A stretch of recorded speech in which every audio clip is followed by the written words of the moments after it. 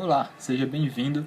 Meu nome é Henrique e eu sou recém-formado em nutrição e hoje nós iremos iniciar algumas videoaulas aqui no canal para a gente compartilhar conhecimento, eu apresentar um pouco do conhecimento que eu tenho para vocês sobre nutrição. A gente vai abordar vários temas aqui dentro, e hoje especificamente iremos falar sobre as proteínas, que é um dos macronutrientes mais importantes, dentro do ramo da nutrição. Todo nutricionista, quando vai prescrever algum tipo de dieta, as proteínas sempre é uma grande preocupação em termos de quantidades, em termos de qualidade dessas proteínas. E hoje não só para pessoas que são do ramo da nutrição, mas pessoas também que não são, que gostam de alimentação, que gostam de entender um pouco sobre essa área, é importante assistir todas as aulas que nós iremos colocar aqui e iniciaremos com proteínas, que vocês estão vendo aí nos slides introdutórios. Lembrando que eu vou utilizar como referência o livro de Cosolino, o Biodisponibilidade dos Nutrientes, certo? E a gente vai iniciar a introduzir hoje proteína. Nós iremos ter também carboidrato, iremos ter gorduras, os minerais também serão abordados, não só os macros não. Então, uma outra diversidade de assuntos que a gente vai abordar hoje, é só o começo.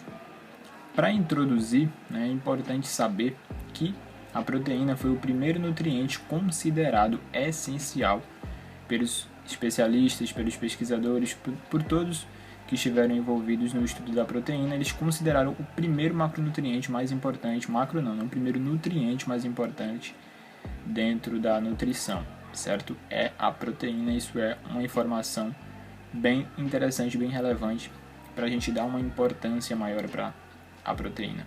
É semelhante ao carboidrato e à gordura pelo fato de ter carbono, hidrogênio e o oxigênio, certo? Que o carboidrato e a gordura, que a gente vai estudar depois, também tem. Então eles só têm semelhantes, essas substâncias aí, proteína é a única, tá? Diferentemente de carboidrato e gordura, é a única que possui nitrogênio, certo? Em 16%. 16% é de nitrogênio na proteína, certo? E os outros macronutrientes não tem, certo? É a única. Isso é importante a gente saber. A proteína ela é formada por aminoácidos, 20 aminoácidos na realidade. Esses aminoácidos eles vão estar de forma variada, certo? Varia os tipos de aminoácidos e eles vão se combinar para formar a proteína, certo? Proteína essa que tem diversas funções no nosso organismo, seja função imunológica, seja função estrutural, que a principal função da proteína é estrutural, certo? Mas tem outras diversas funções enzimáticas. Proteína é fundamental no nosso organismo, certo? É fundamental, mas a principal função dela é estrutural, para manter nossos músculos, os nossos ossos, tudo funcionando normalmente, certo? Então ela é importante demais no nosso corpo, um dos macros, tanto é que é o primeiro nutriente considerado essencial, Falando agora da ligação peptídica, o que é ligação peptídica? É o que liga os aminoácidos para poder formar a proteína. Os aminoácidos precisam se encaixar para poder formar as proteínas, esses 20 aminoácidos aí. São 20 aminoácidos diferentes que entre si vão ali fazer ligações peptídicas e formar a proteína, certo? Então, aqui nós temos um exemplo de ligação peptídica, onde a molécula de água é liberada para que ocorra a fusão desses dois aminoácidos ali, o grupo amino, que está ali representado, e a ligação peptídica sendo feita, certo?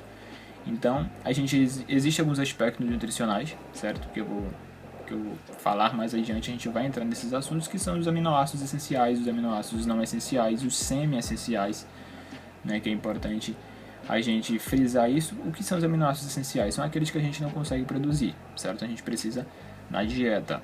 Os que são os não essenciais? Os não essenciais são aqueles que a gente consegue produzir pelo nosso próprio corpo, certo? Fisiologicamente, bioquimicamente.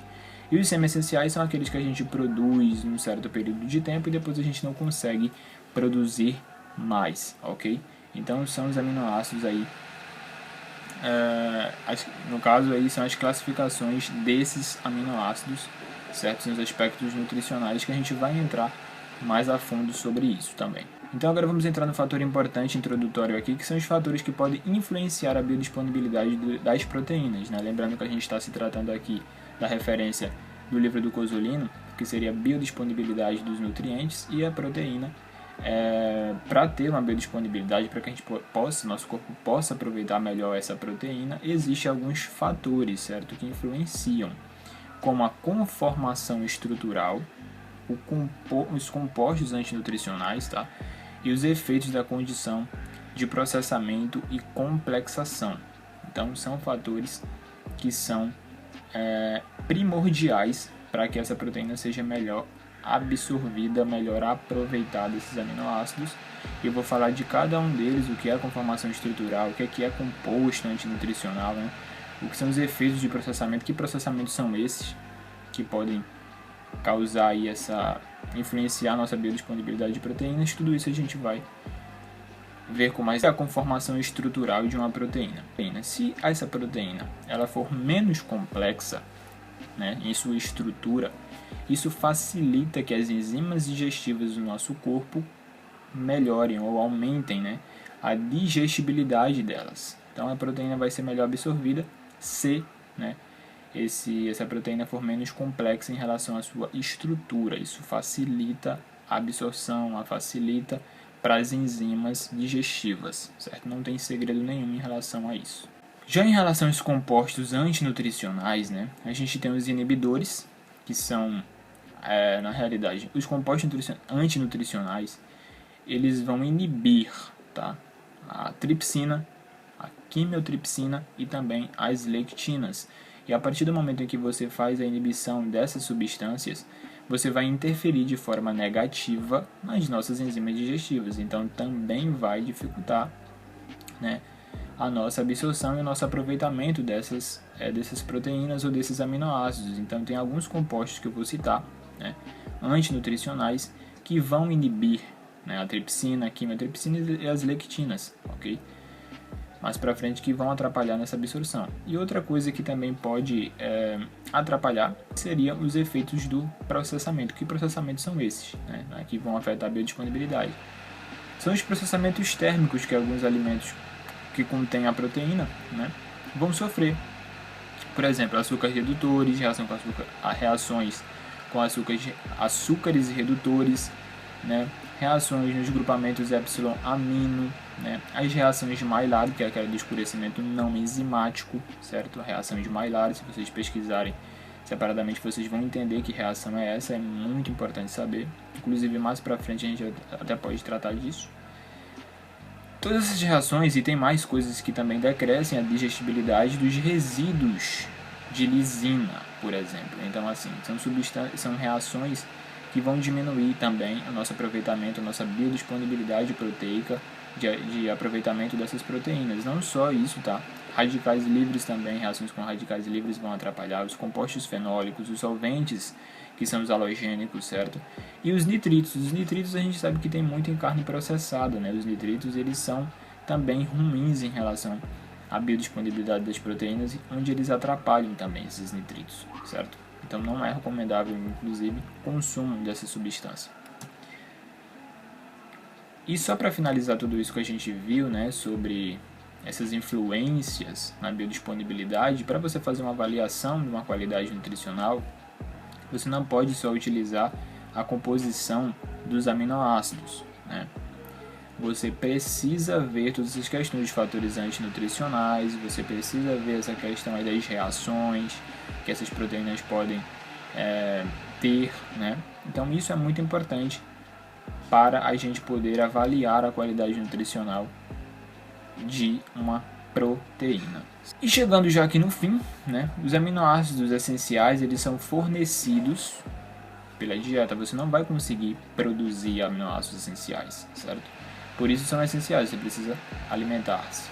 Pela alimentação, fornecimento da dieta, você vai conseguir esses aminoácidos essenciais, ok? Então é indispensável esses aminoácidos, porque a falta dele vai gerar alterações, né, no processo bioquímico, fisiológico e síntese proteica, certo? Então você não vai conseguir fazer a síntese proteica tão importante para o nosso corpo, porque você não tem esses aminoácidos essenciais no nosso organismo. Crianças, elas vão ter diminuição no crescimento, se não consumirem, né, alterações bioquímicas, vai mexer com parte bioquímica dessa criança, certo? A gente vai ver até doenças que são causadas, né, por falta da proteína em si. Então a gente tem os aminoácidos livres. Esses aminoácidos livres que ficam no nosso corpo, eles estão sempre em equilíbrio dinâmico, certo? Esse equilíbrio dinâmico dentro da célula, né, e nos fluidos biológicos, decorrentes do que? Do anabolismo e do catabolismo. O anabolismo seria a síntese, certo? E o catabolismo já seria a quebra. Então eles estão sempre em turnover proteico, né, dentro desse equilíbrio dinâmico das proteínas, certo? Então é importante saber sobre isso, sobre os aminoácidos livres e sobre o equilíbrio dinâmico deles também, que existe, tá? O principal responsável, né, por esse equilíbrio seria o nosso tecido muscular e as nossas vísceras, né? Porque eles que vão sintetizar ali proteínas sanguíneas que vão ser muito importantes na nossa homeostase celular, ok? Melhores fontes proteicas. Onde é que a gente encontra as melhores fontes proteicas? Eu acho que todo mundo sabe disso, né? São os animais. Os animais têm a proteína de alto valor biológico, certo? Que tem ali todos os aminoácidos essenciais. Porém, combinação... Tem pessoas que não comem carne, pessoas que não comem derivados de carne, né? Veganos, vegetarianos, etc. Então, mistura de cereais, né? Leguminosas... como leguminosas, né, mistura de cereais com leguminosas, por exemplo, um grande exemplo, né, o arroz com o feijão, ele vai te proporcionar os aminoácidos essenciais, e aí não tem nada de fonte animal, certo? Fornece quantidades essenciais de aminoácidos para poder sintetizar a proteína, então a partir daí o arroz e o feijão você já consegue ter a síntese proteica, mesmo que você não tenha consumido aí uma proteína animal. Entrando no fator aqui bem importante seria em relação à deficiência e às doenças. E a principal doença, né, que é se falada quando se tem deficiência, né, de proteína em crianças é a doença Quasquor. Eu não sei se eu pronunciei certo porque é um nome complicado. Mas a deficiência em Quasquor em crianças gera tudo isso que a gente falou, né, alterações bioquímicas, alterações na fisiologia do nosso corpo para fazer funções básicas do nosso organismo. Vai ter todas essas alterações e também não só as alterações fisiológicas e bioquímicas, mas também as alterações anatômicas. Você pode ver que essas crianças são completamente desnutridas, onde elas não têm ali onde essas crianças ali não têm, né, nenhum tipo de massa corporal, né? Elas são bem magrinhas e, no caso do Quasquor, um inchaço abdominal é visto, né, nessas crianças, principalmente em crianças que vivem numa situação socioeconômica precária. Por exemplo, na África a gente vê muito essas crianças, esses tipos de crianças, né, com essa doença Quasquor, que realmente é bem séria e é uma deficiência aí severa, né, em proteínas, ok? A gente sabe que a proteína, para se consumir na dieta, é o mais caro, né? O carboidrato não é tão caro, mas a proteína é bem caro quando você vai no supermercado, mas é importantíssimo. Isso é só uma introdução, ok? Sobre proteínas. A gente vai citar, a gente vai falar sobre muito mais coisas. Na próxima aula a gente vai falar sobre estrutura proteica, né? Como é que é os aminoácidos, radicais livres, a parte bioquímica realmente, que é bem interessante. A gente vai esmiuçar isso aí, detalhe por detalhe. Hoje só foi uma introdução para o canal, com conteúdo sobre proteína. Eu espero que você esteja gostando realmente, certo? E não se esqueça, aqui embaixo tem um botãozinho, inscreva-se, clica nele, vai ajudar demais. Valeu e até a próxima.